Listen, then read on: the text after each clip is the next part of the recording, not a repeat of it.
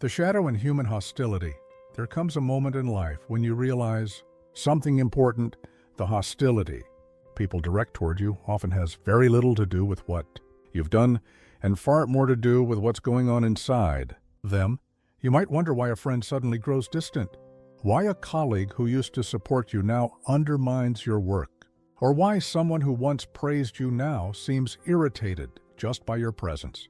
At first, it's easy to think it's your fault, that maybe you said something wrong or made some kind of mistake. But most of the time, the truth is deeper and far more hidden. What they're reacting to isn't your actions. It's the shadow within themselves that they've never learned to face. The human psyche isn't made of just light and reason. Every person carries a shadow, the hidden side of the personality that holds rejected traits, shame, insecurities, and unacknowledged fears. It's the part of ourselves we bury because we can't bear to face it. But here's the thing, the shadow never disappears. It waits, quietly, patiently, until something or someone triggers it, and more often than not, you become that trigger. You might unknowingly embody what someone has denied within themselves. Your confidence might highlight their insecurity. Your discipline might reveal their laziness. Your compassion could remind them of their cruelty. Your freedom might make them aware of how trapped they feel. When that happens, they stop seeing you. Instead, they see their own shadow reflected back, and they despise it. Hatred, envy, and resentment often aren't about you at all. They're projections of what the other person refuses to face inside themselves. That's why someone can treat you like an enemy even when you've done nothing to harm them.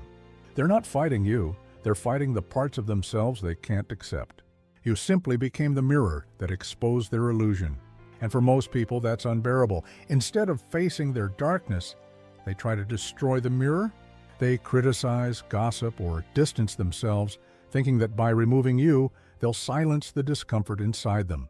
But the shadow doesn't go away. It follows them wherever they go, whispering, waiting to be seen. Once you understand this dynamic, everything changes. You stop taking hatred personally. You realize it's not about your worth, it's about their wound. They're not reacting to your essence, but to the part of their essence they've disowned. You're simply the stage where their inner conflict plays out. Think of the person who ridicules kindness. Beneath that mockery might be a deep pain from never having received tenderness themselves. Or the one who despises confidence. Beneath their hostility lies a fragile self-image, suffocated by doubt. And the person who cannot stand someone's freedom? Their shadow is likely chained by fear, craving approval, and terrified of independence. When you stand in your light, you bring other people's darkness into focus.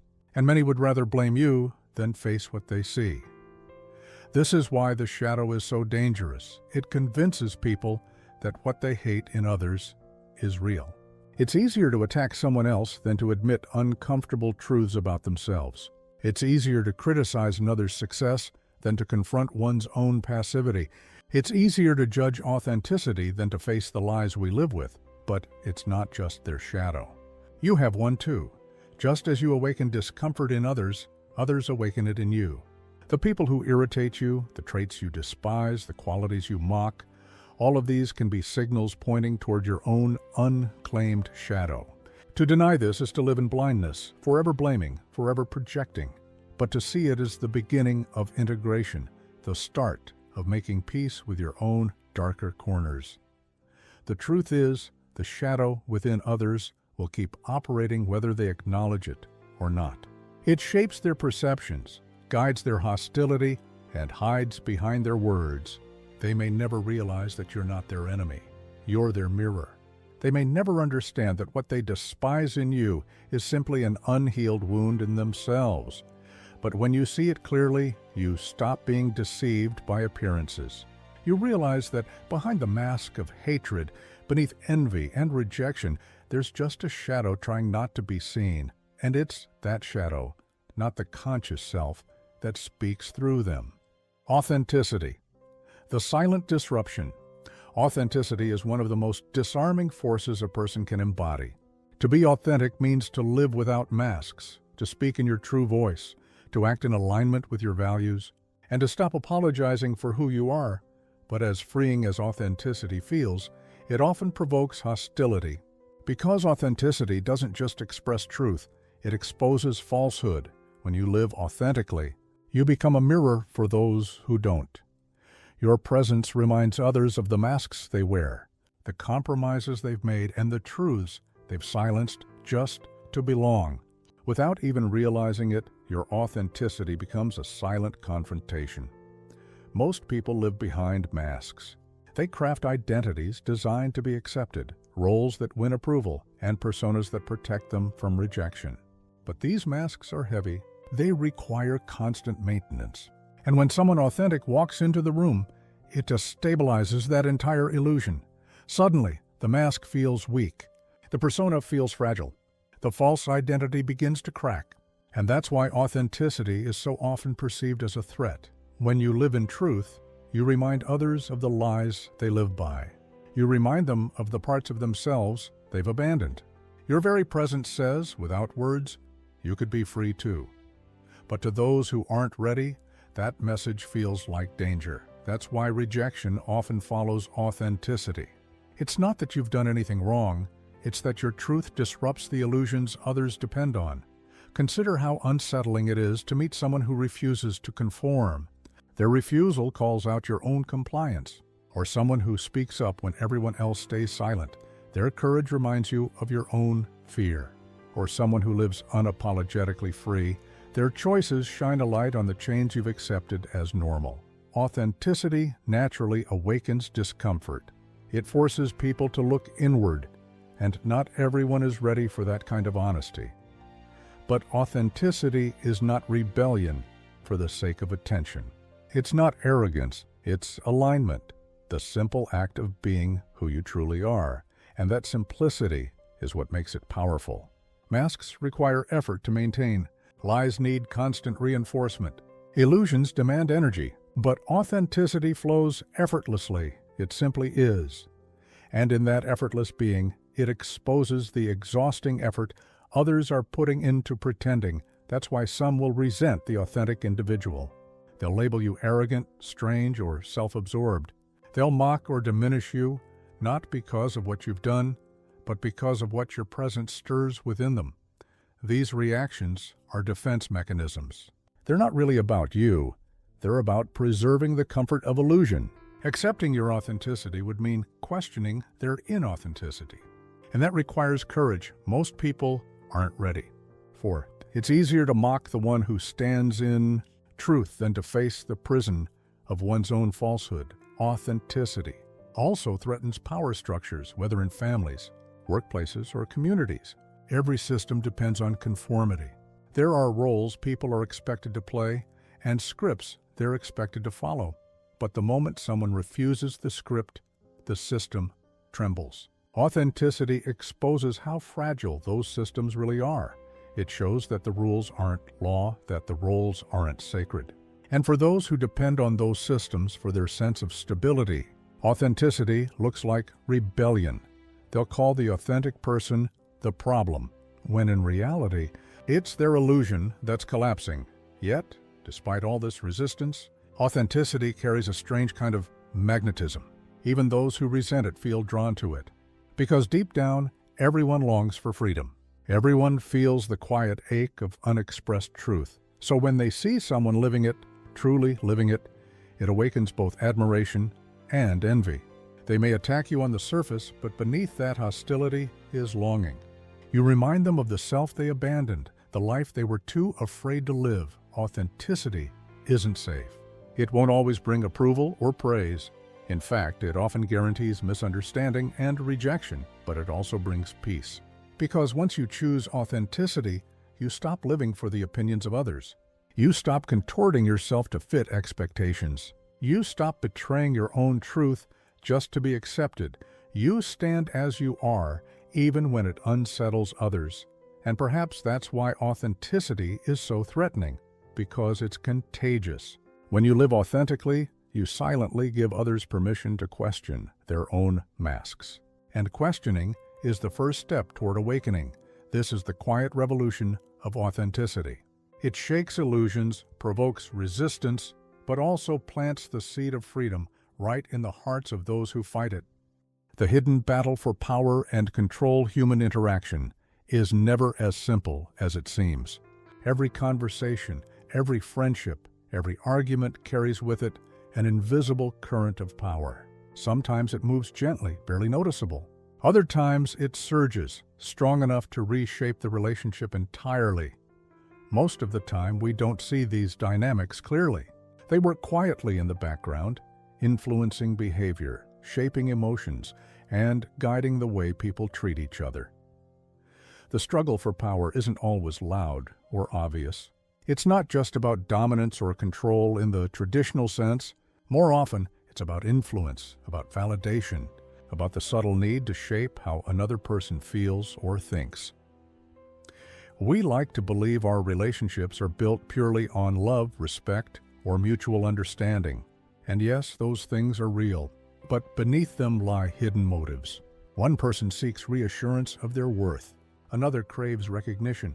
Another depends on control to feel safe. These hidden needs aren't usually spoken aloud, but they show up in behavior, in tone, in timing, in silence. Think about what happens when a relationship suddenly changes. When affection turns to distance. When support turns to competition. Often it's not random. It's because a silent balance of power has shifted. Power dynamics are rarely equal. Even in close relationships, one person often leads while the other follows. One validates, the other seeks validation. One influences, the other adapts. These roles can shift over time, but when they do, tension often follows. Maybe someone who once felt in control now feels threatened by your growth. Maybe the person who relied on your weakness starts to resent your strength. Maybe someone who thrived on your dependence now feels lost when you become independent. The moment you change, the dynamic changes. And that's when the friction begins. It's not your fault. But your evolution forces others to confront their attachment to control.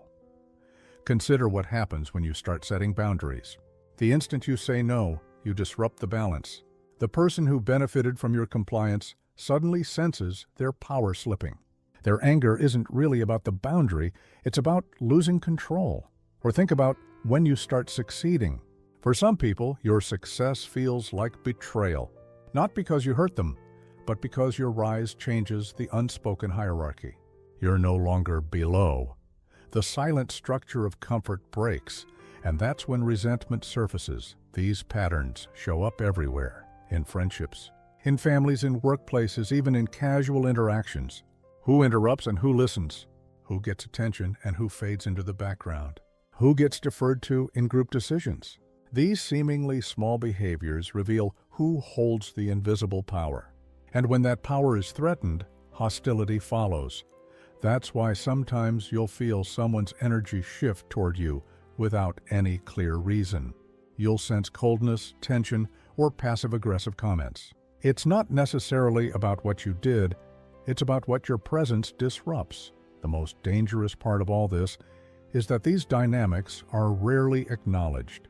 People almost never say, "I feel like I'm losing control," or "I used to feel powerful around you, and now I don't." Instead, they say, "You've changed," or "You're selfish," or "You think you're better than me." Those accusations are rarely about your behavior. They're about their fear. The truth is, the desire for power is part of human nature. Everyone craves a sense of control, especially in relationships. Control feels safe. Influence feels validating. Hierarchy feels secure. But when those needs go unacknowledged, they twist into something toxic: manipulation, resentment, or hostility. Sometimes power doesn't look like domination at all. It can be subtle: emotional leverage, guilt, the withholding of affection, or the silent pressure of expectation. A person might never raise their voice, but they'll control you by how they withdraw love, how they grant approval, or how they use silence to punish you. And when you stop playing along, when you stop feeding that hidden power, the structure collapses. That collapse can feel like betrayal to the person who depended on control. But to you, it's liberation. Understanding this changes how you view conflict. You begin to see that many disagreements aren't really about the surface issues. They're about control, about someone's fear of losing influence. You'll notice how people reframe it. They'll say, "You're disrespectful," when what they really mean is, "You're no longer compliant." They'll say, "You're arrogant," when what they mean is, "You no longer make me feel superior." These words disguise the truth. What they're mourning isn't your kindness, it's their power. But not all desire for control is malicious. It's rooted in fear. People crave control because they fear chaos. They want to feel important. They want to feel seen. The problem isn't the desire itself, it's the blindness to it. When control goes unexamined, it poisons connection. You can't always dismantle these dynamics, and you can't always fix them. But you can see them clearly. And when you do, you stop blaming yourself for the resentment others project onto you. You stop believing that hostility always means you've done something wrong. You stop internalizing guilt that was never yours to carry. You begin to see the world as it really is, a web of invisible power currents, shifting and reshaping with every act of authenticity. And when you stand strong in that awareness, you become free not from conflict, but from confusion. The mirror effect, how people see themselves through you. Human beings rarely see others as they truly are. What we really see is ourselves, reflected back through other people. Every relationship, every interaction is a mirror. This is what I call the mirror effect. What we admire in others usually reflects something we long to develop within ourselves. What we despise in others often exposes what we buried or denied. That's why people can turn against you without clear reason. They're not actually reacting to you, they're reacting to what you awaken in them.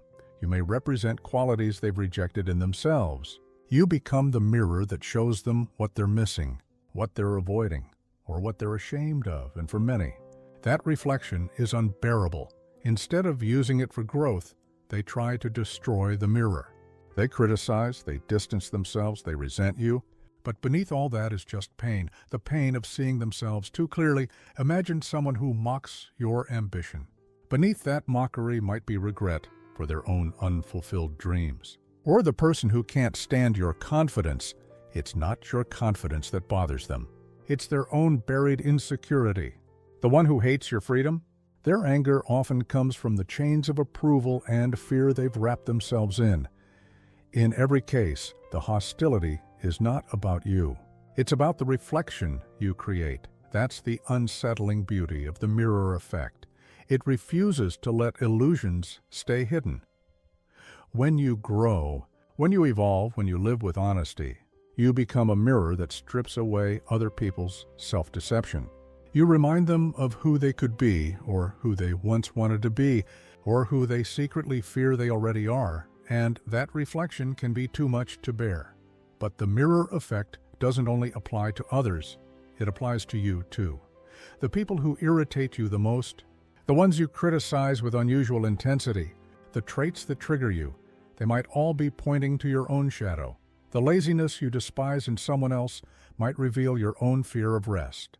The arrogance you judge might reflect your own hidden hunger for recognition. The dishonesty you can't stand might mirror your own moments of silence when you are failed to speak truth. What you reject in others often shows what you haven't yet accepted in yourself. To recognize this is to understand projection, the unconscious act of unloading what we can't face within ourselves onto someone else. A person who calls you selfish might actually fear being selfish themselves. Someone who labels you arrogant might secretly crave confidence. Someone who accuses you of failure might be haunted by their own feelings of inadequacy. Projection isn't always intentional. It's a defense mechanism, but it distorts reality. It turns mirrors into enemies. That's why awareness is so important. If you don't understand the mirror effect, you'll spend your life believing other people's opinions define you. You'll chase approval, fear rejection, and mistake someone else's pain for your truth. But once you see it, everything changes. You start to recognize that people's reactions are more about them than about you. Their admiration reflects their potential. Their hatred reflects their disowned pain. And suddenly, you stop personalizing everything. You see that even the people who dislike you are in a strange way, showing you something about yourself and about them. The mirror effect is both a challenge and an invitation. A challenge because it means you'll often be targeted for what you awaken in others. An invitation because it gives you insight into yourself and into the deeper truth behind human connection. When you learn to see people as mirrors, you gain clarity. When you learn to see yourself as one, you gain power. The collapse of illusion, awakening from the unseen game at some point. You begin to see it all, the hidden competition, the quiet manipulations, the subtle exchanges of validation that govern most relationships. You see how fragile people's identities are, how dependent they are on control, attention, or superiority to maintain their sense of self, and then something irreversible happens. You stop playing. That's when the collapse begins, when you no longer react to provocation, when you no longer chase approval, when you no longer feed anyone's need for power or reassurance. The whole system trembles, because every game of control requires participation. When one player refuses to play, the illusion disintegrates. You stop being the mirror that reflects someone's preferred version of themselves, and instead become the mirror that reveals their truth. And most people can't bear that reflection, so they leave. Or they attack. Or they twist the story, but in reality, what's collapsing isn't you, it's the illusion they depended on. This is what Carl Jung meant when he wrote that the meeting of two personalities is like the contact of two chemical substances. If there is any reaction, both are transformed. Real connection transforms. False connection controls. The more conscious you become, the more those two realities separate. You start noticing how many interactions are based not on authenticity, but on emotional trade. I give you validation, you give me safety. The moment you withdraw from that trade, others may accuse you of coldness or ego. But you'll recognize it for what it is, resistance to awakening, because once you stop being reactive, you become unpredictable. And nothing threatens the unconscious more than unpredictability. People who depended on your guilt will find no handle. Those who manipulated through approval will find no entry. Those who defined you through your weakness will lose their script entirely. And that's when you realize something profound. Freedom can feel like loss. When you awaken, you lose illusions that once comforted you. You lose the false intimacy built on compliance. You lose the feeling of safety that came from being understood by the unhealed. But what you gain in return is truth. And truth is the only foundation that doesn't collapse. The empath's transformation is not about becoming harder. It's about becoming clearer. It's about seeing that love without awareness becomes control, and kindness without boundaries becomes self-erasure. You stop mistaking peace for silence. You stop confusing empathy with servitude. You understand that not everyone wants to heal, and that's not your failure. It's their choice. When you stop rescuing others from the discomfort of their own reflection, you give them the chance to see themselves clearly. Some will hate you for it. Some will thank you. But either way, you've broken the cycle. Because the final stage of transformation isn't about power at all. It's about neutrality. You no longer need to win to be right or to be seen as good. You act from alignment, not approval. You love without losing yourself. You observe without absorbing. That neutrality is not indifference, it's mastery. It's the ability to walk through chaos without becoming part of it. It's the quiet confidence of someone who no longer seeks permission to exist. It's the presence of one who has turned the wound into wisdom, the pain into perception. This is the empath's final evolution, the integration of power and sensitivity, shadow and light, awareness and compassion. You realize that the same energy that once attracted abusers can now transform systems. The same sensitivity that once caused suffering can now sense truth. The same empathy that once enslaved you can now set others free without losing yourself in the process. You become both mirror and fire, reflective enough to reveal truth, strong enough to burn illusion, and from that place, you no longer fear being misunderstood. You understand that every misunderstanding simply reveals someone's level of consciousness. You no longer chase closure because you know that awareness is closure. You don't avenge. You don't prove. You don't plead. You simply see. And once you see, you can never unsee. That is both the burden and the blessing of awakening, because in the end, what Jung was truly pointing to wasn't a war between light and shadow. It was their marriage. When the empath stops running from their own darkness, they no longer attract others who feed on it.